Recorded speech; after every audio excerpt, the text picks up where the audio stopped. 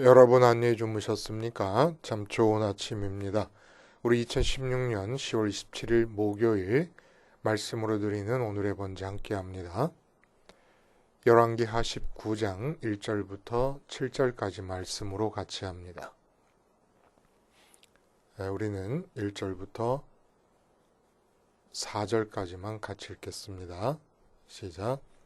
히스기야 왕이 듣고 그 옷을 찢고 굵은 배를 두르고 여호와의 전에 들어가서 왕궁의 책임자인 엘리야김과 서기관 셈나와 제사장 중 장로들에게 굵은 배를 둘려서 아모스의 아들 선지자 이사야에게로 보내며 그들이 이사야에게 이르되 히스기야의 말씀이 오늘은 환난과 징벌과 모욕의 날이라 아이를 낳을 때가 되었으나 해산할 힘이 없도다.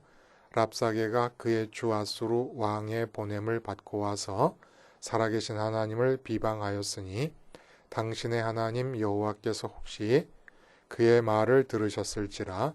당신의 하나님 여호와께서 그 들으신 말 때문에 꾸짖으실 듯하니 당신은 이 남아 있는 자들을 위하여 기도하소서 하더이다 하니라. 네, 오늘 우리가 함께 읽은 말씀 중심으로 하나님 배 째세요 라는 제목의 하나님 말씀 증거합니다. 하나님 배 째세요.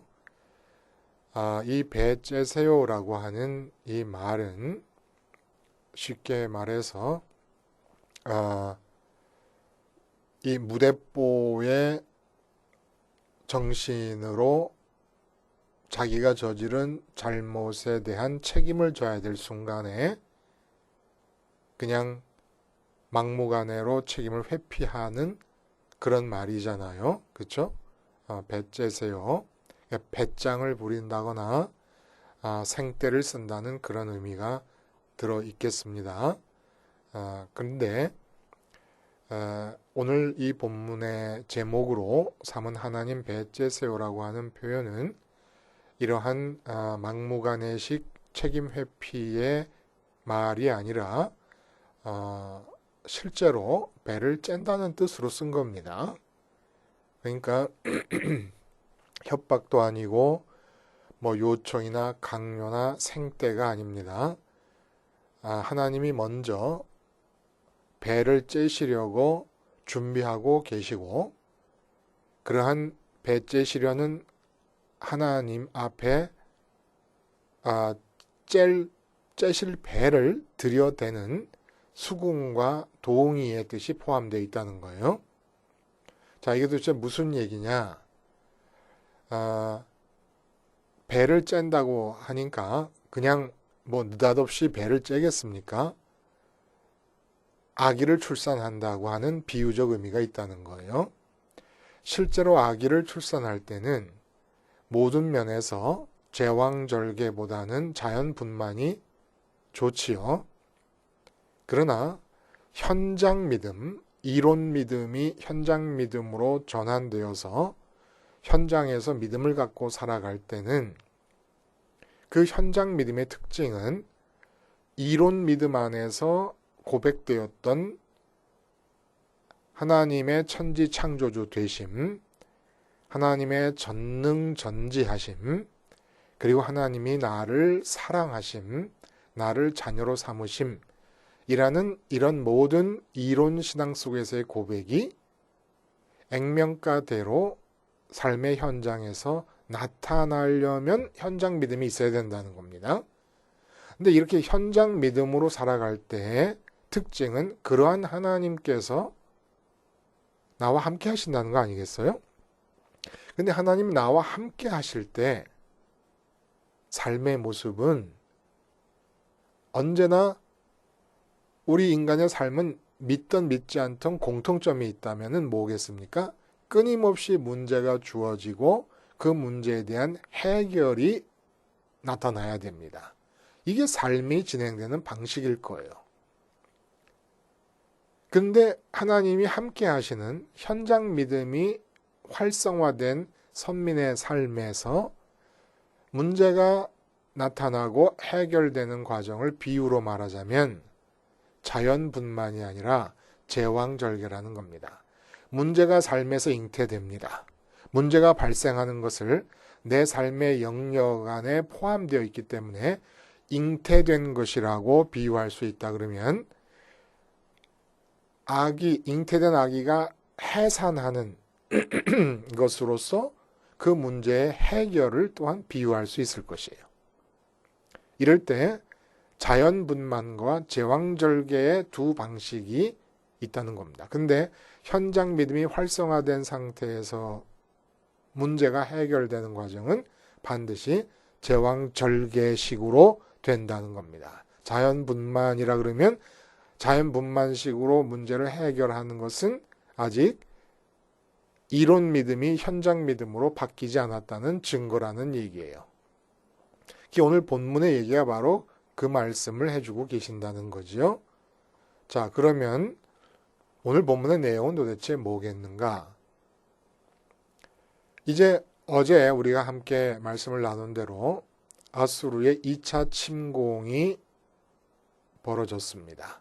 그래서 예루살렘에서 멀지 않은 지점에 기혼샘 옆에 그 근처에 아수르의 군대들이 와서 진을 치고 있고 그 극악무도한 잔인하게 이를 데 없는 아수르 군대를 지휘하는 군대장관 랍사게가 온갖 모욕을 다 하고 있는 상황에서 히스기야가 자기 자신뿐만 아니라 모든 백성들에게 침묵을 명령했다는 얘기까지 했습니다. 침묵을 명령한 다음 단계로 침묵이 이루어진 그 다음 단계로 오늘 본문이 이야기되고 있는데 오늘 본문 1절과 2절에 보면은 히스기야가 그옷을 찢고 굵은 배를 두르고 여호와의 전에 들어갔다라는 얘기가 나오고 그리고 그 측근 신하들을 시켜서 선지자에게로 보내서 이 상황에 대해서 하나님께서 어떻게 생각하고 계시는지에 대한 하나님의 의견을 듣기를 원한다는 얘기가 나옵니다. 신하들을 선지자 이사야에게 보내가지고 여기서 이사야라는 얘기가 열왕기에 이제 처음 등장을 하지요. 이사야는 이 지금 히스기야 왕뿐만 아니라 그 앞에 히스기야의 아버지 아하스 그리고 할아버지 요담 그리고 징조 할아버지 우시야 때부터 남왕국 유다에서 선지자 일을 했던 거예요. 한 60년가량 선지자 노릇을 하게 됩니다.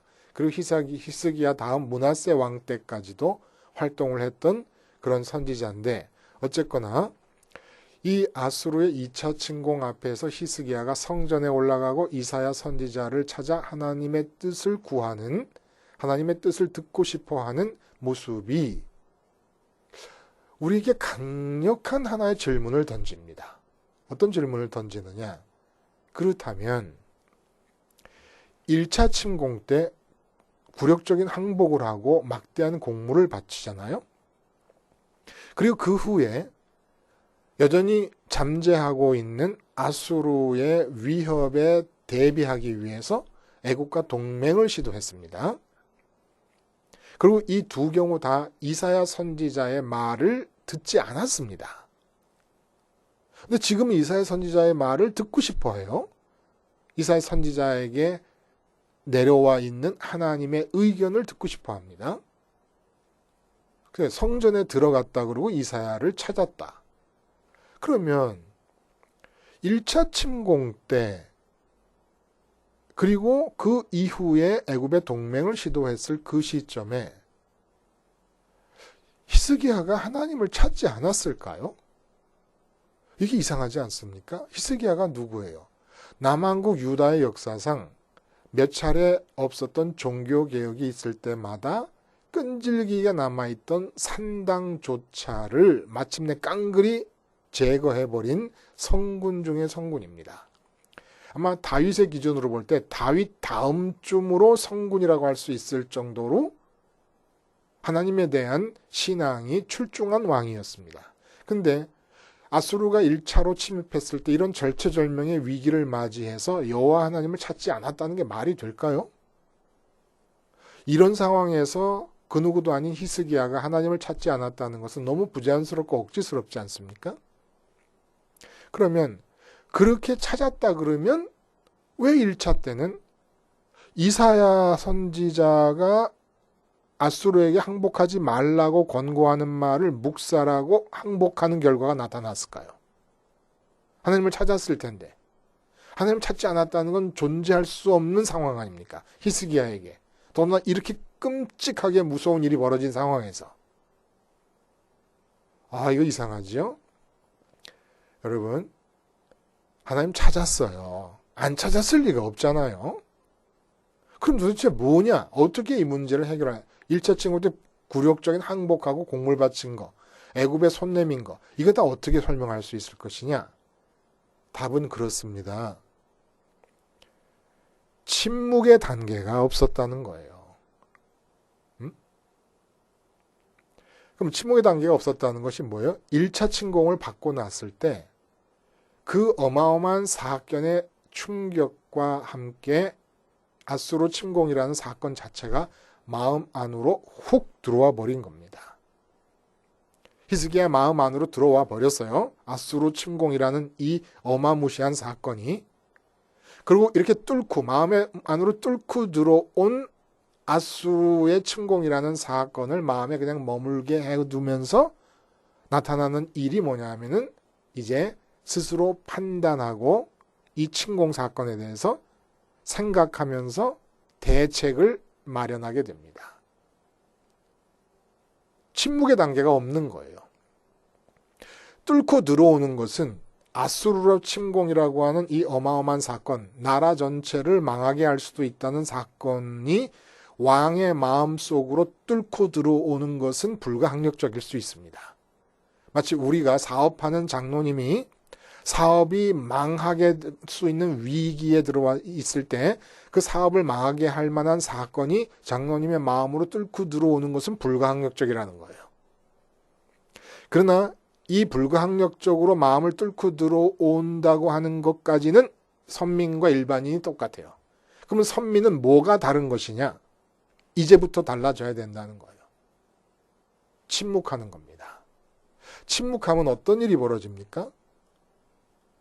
침묵하면 마음 안에 충격과 함께 뚫고 들어와 자리하고 있었던 그 사건들이 마음 바깥으로 밀려나가기 시작을 합니다.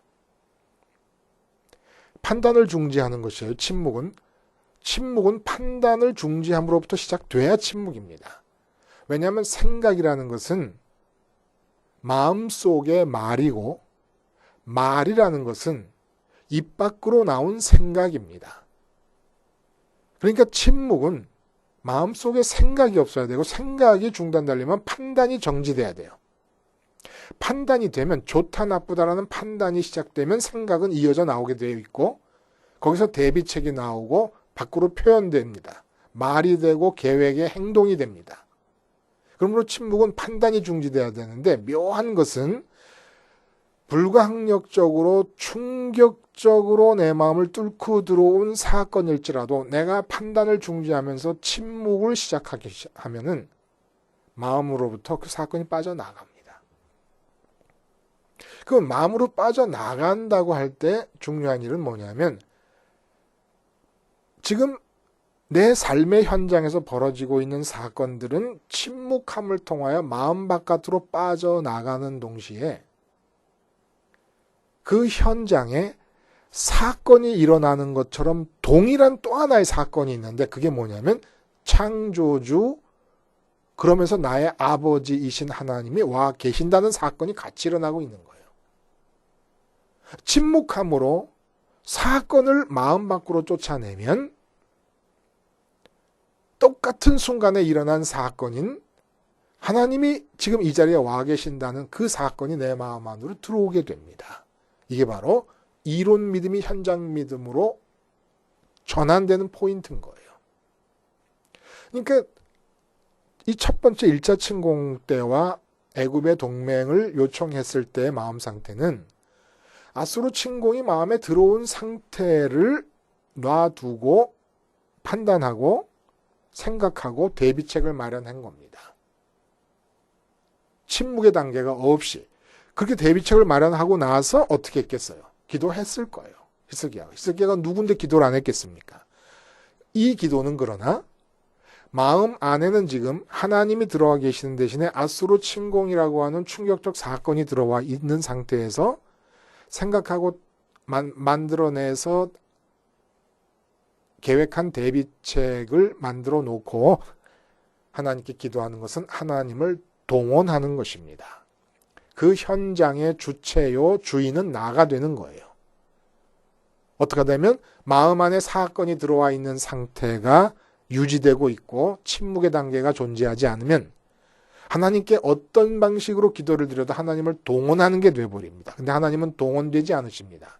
하나님은 언제나 우리 마음이 침묵함으로 충격적으로 뚫고 들어온 현장의 사건들을 밖으로 내밀 때 그 마음 안으로 사건이 차지하고 있던 자리를 하나님이 차지하고 들어와서 내 마음 안에 들어오실 때 실제 삶의 현장에 하나님은 스스로 등장하실 수 있을 뿐이지 사건을 담고 있는 우리가 대비책을 마련한 대로 하나님을 동원해서 하나님의 힘으로 대비책이 완수되게 하려고 할 때 절대 동원되지 않으십니다. 그래서 오늘 본문에서 이런 얘기를 해요. 이렇게 성전에 올라갔다고 하는 얘기는 침묵의 단계 뒤에 드디어 하나님을 마음으로 모신다는 것을 상징하고 있는 겁니다. 아수르 침공의 사건이 밖으로 빠져나가고 마음에서 침묵을 통해서 하나님이 마음에 들어오셨음을 얘기하는 거예요. 하나님이 들어오시니까 나는 침묵하고 있는 동안에 어떤 확신이 듭니까? 분명히 이 사건에 대해서, 이 상황에 대해서 하나님이 의견을 갖고 계실 것인데 그 의견이 이사야 선지자에게 내려와 있을 수 있다.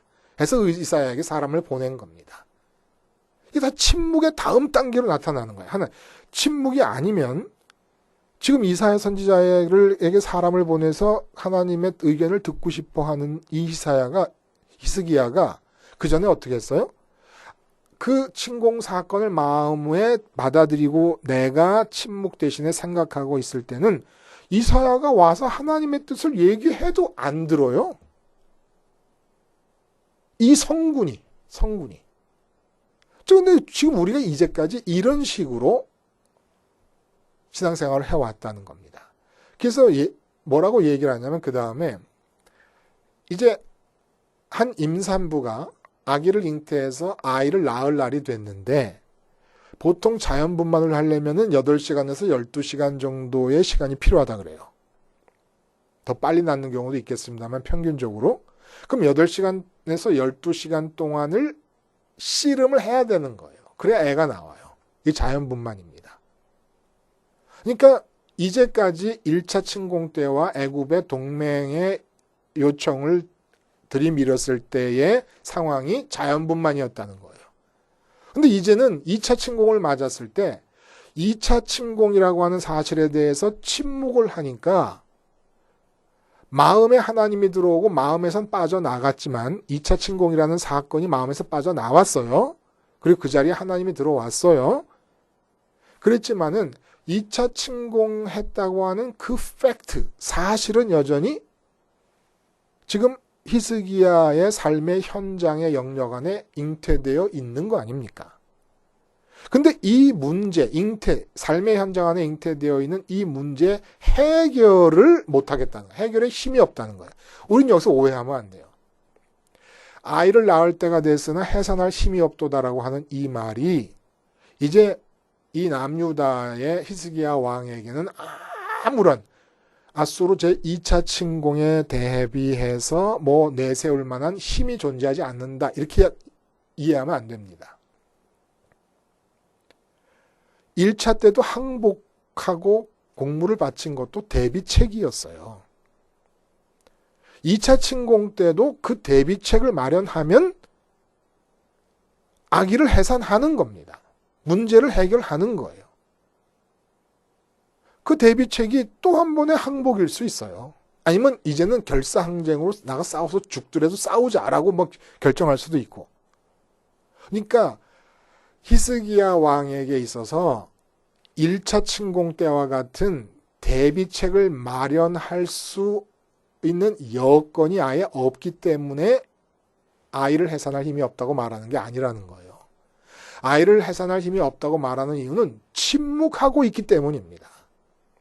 침묵하지 않고 내가 스스로 생각하고 있고 내가 그 문제를 끌어들여서 판단하고 대비책을 마련하려고 한다 그러면 얼마든지 대비책은 있을 수 있다는 거예요. 근데 침묵하는 자에게는 문제는 잉태되어 있는데 삶의 현장 안에 침묵하고 있는 내가 무슨 수로 자연분만을 하겠습니까? 그 문제가 좋은지 나쁜지 판단도 안 하고 뭐 좋은지 나쁜지 판단을 해야 어떤 대비책이 생길 텐데 그걸 생각도 안 하고 있는데 문제는 포함되어 있는데 어떤 해결책도 나올 수 없는 상태가 바로 아이는 낳아야 될 때가 됐는데 해산할 힘이 없다는 겁니다. 이게 무슨 상황입니까? 이제 하나님께서 오셔서 배를 가르고 그 문제를 끄집어내는 제왕절개의 단계가 남았다는 얘기입니다. 침묵하는 자는 스스로 문제를 해결할 수 있는 힘이 없어요. 침묵하고 있으니까. 방책을 생각할 수가 없잖아요. 침묵하는데 어떻게 방책을 생각합니까? 그러나 침묵한다고 해서 문제가 없어지는 게 아니지 않습니까? 그러나 침묵은 하나님의 등장에 대한 인간이 행할 수 있는 가장 강력한 요청이요. 하나님이 등장할 수 있는 가장 완벽한 무대의 준비입니다. 침묵이라는 건 뭐예요? 내가 그 문제를 당면하지 않고 있는 것 같이 내 마음에서 몰아내는 겁니다. 판단하지 않으면 밖으로 밀려나가게 되어 있어요. 그러면 우리의 침묵은 침묵을 위한 침묵이 아니지 않습니까? 뭐 불교에서 말하는 무건수행의 침묵이 아닙니다. 아니면 책임을 회피하기 위한 묵비권 행사의 침묵이 아닙니다. 아니면 생각이 없거나 무감각하거나 무관심해서 하는 침묵이 아니에요.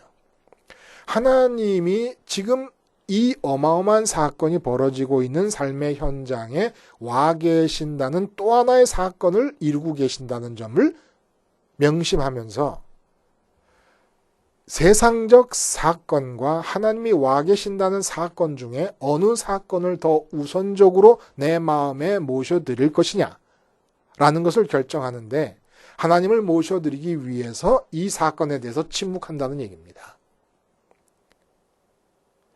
그래서 십자가의 침묵만이 유효한 침묵이 되는 거예요. 왜냐하면 십자가에서 주님의 죽으시고 부활하시고 승천하신 길만이 유일하게 하나님께 도달하는 길이니까 현장에 와 계신 하나님이 내 마음에 들어오실 수 있는 내가 취할 수 있는 태도는 바로 이 주님의 길을 가는 거예요. 십자가 붙잡고 침묵하는 겁니다. 그러면 하나님이 들어오셔서 하나님에 의해서 해결된다는 게 결국은 자연뿐만 아니라 제왕절개 아니냐는 얘기입니다. 하나님 배째세요. 생떼를 부리는 게 아니라 막무가내의 무대뽀의 표현이 아니라 하나님은 이미 그 5절에 보면은 5절 우리가 읽지 않은 부분에 보면은 이미 이사야 선지자의 마음에 그 아수르 2차 침공이라는 무시무시한 사건에 대한 대비책을 하나님은 알려주셨어요. 그러니까 메스를 들고 있는 거예요. 그 문제를 끄집어낼 메스를 들고 계신 겁니다. 해결할 방법을. 그런데 이 히스기야가 침묵함으로써 성전으로 올라갔다는 것은 하나님을 마음으로 모셔드렸다는 얘기예요. 하나님 마음을 모셔드렸더니 이제 그 하나님 속에 갖고 계신 생각이 이사야 선지자를 통해서 나타나는 바 내가 이러한 식으로 배를 째서 이 문제를 해결하겠다. 그래가지고 나중에 보겠습니다만은 손 하나 움직이지 않고 손가락 하나 까딱하지 않고 있는 상황에서 아수르 군대가 자멸해버립니다. 이게 제왕절개예요. 내가 침묵하고 있는 동안은 어떤 문제도 우리는 해결할 수가 없어요. 참 희한한 것은 여러분 성경을 보잖아요. 그러면 어마어마한 하나님의 역사의 순간들이 있어요. 하나님의 역사가 무지무지하게 많이 있지만 특별히 기억되는 것들이 있어요. 예를 들어 홍해 사건. 홍해가 갈라져 자, 앞에는 홍해바다고 뒤에는 애국 군대가 쳐들어옵니다. 이거 뭐 오합지졸, 남녀노소, 뭐 짐승까지 다 섞어서 한데 뭉뚱그려져 있는 이 이스라엘 집단들은 애굽에 저항할 수도 없고 홍해바다를 지나갈 수도 없습니다. 이런 상황에서 모세를 통해 하나님이 주신 말씀이 뭡니까? 너희는 가만히 서서 여호와가 구원하심을 보라. 너희는 잠잠하라. 얘기하십니다. 침묵을 명하십니다. 시편 46편에 보면 너희는 잠잠하여 나의 하나님 됨을 알라. 현장에서 이론으로서 천지를 창조하시고 전능하시고 나를 사랑하신다는 하나님이 아니라 현장에서 천지를 창조하시고 전능하시고 나를 사랑하시는 하나님을 하나님으로 알려면 잠잠하라는 얘기입니다. 너희는 잠잠하여 나의 하나님 됨을 알라. 그리고 여리고성을 돌 때도 여호수아가 아주 강하게 다짐을 시킵니다. 말하지 말라. 침묵하라. 그리고 여리고성이 무너져 내립니다. 이 침묵을 모르면 믿음은 이론에 갇혀버리고 마는 거예요. 예배당 울타리 안에 갇혀버리고 마는 겁니다. 침묵이 있어야, 십자가 침묵이 있어야, 그래서 지금 눈앞에 벌어지고 있는 사건들을 마음에서 몰아내고 하나님이 나의 아버지 되시고 나를 아시고 이 순간에 와 계신다는 이 사건을 마음으로 받아들일 때 우리 삶에서 일어나는 모든 문제가 해산되는 해결은 하나님이 계획하신 계획에 의해 제왕절개를 통해서 나타나는 것입니다. 우리가 침묵하지 않으면 자연분만의 해결을 추구할 수밖에 없어요. 그게 히스기야 왕이 행한 1차 침공 때의 굴욕적인 항복과 곡물 바침이고 애굽의 동맹을 요청한 것이고 오히려 그것이 화근이 되어서 2차 침공을 불러들이지 않습니까? 우리의 자연분만의 해결 방법이라는 건 또 다른 문제를 불러들일 뿐이라는 얘기입니다. 오늘도 수없이 많은 문제들이 내 삶의 현장 안에 잉태될 것입니다. 이제 시험을 보는 거예요, 하나님이. 이런 문제가 일어난 걸 하나님은 알고 계십니다. 그럼 이제 이렇게 급박한 문제와 내가 너의 하나님이고 전능한 자요 너의 아버지라고 하는 사실 중에서 어느 사실을 먼저 네가 마음에 받아들일 것이냐, 어느 사실이 너에게 더 중차대한 것으로 여겨져 가지고, 예를 들어 사업이 망할 위기에 처해 있는 것과 천지를 지은 내가 너의 아버지라고 하는 이 사실과 어느 것이 너에게 더 중차대한 사건이라서 마음속에 먼저 받아들이겠느냐? 내가 너의 아버지라는 것이 더 중차대한 사실이라면 세상 사람 모두가 다 뒤집어질 만큼 깜짝 놀랄 어마어마한 사건이 너에게 닥쳐서 사업이 망하게 될지라도 그 사건에 대해 침묵하라. 그럼 내가 네 마음에 들어갈 것이요, 내가 그 문제에 대해서 제왕절개를 통해서, 네가 자연분만하는 게 아니라 내가 제왕절개를 통해서 문제의 해결을 끄집어내겠다 말씀하시는 겁니다. 너희는 잠잠하라. 그리고 너희를 위하여 행하시는 여호와의 구원을 보라. 침묵해야 됩니다. 어떻게? 십자가를 통해서 죽음으로써 침묵하는 거예요. 그러면서 고백하는 겁니다. 이 정도로 위급하고 절박한 사건이 있지만 하나님이 나의 아버지 되심이라는 이 사건이 나에게는 더 우선적인 사건입니다라는 것을 고백하는 것이 세상 사건에 대한 침묵이에요. 기도하시겠습니다. 하나님 아버지, 십자가 생활화를 통하여 삶의 현장에 잉태되는 모든 문제에 대해 침묵하게 하심으로 하나님께서 제왕절개를 통하여 당신의 뜻을 이 땅에 성취해 나가시는 신나는 모습을 보며 찬양만 하며 살게 해 주시옵소서. 예수님의 이름으로 기도하옵나이다. 아멘.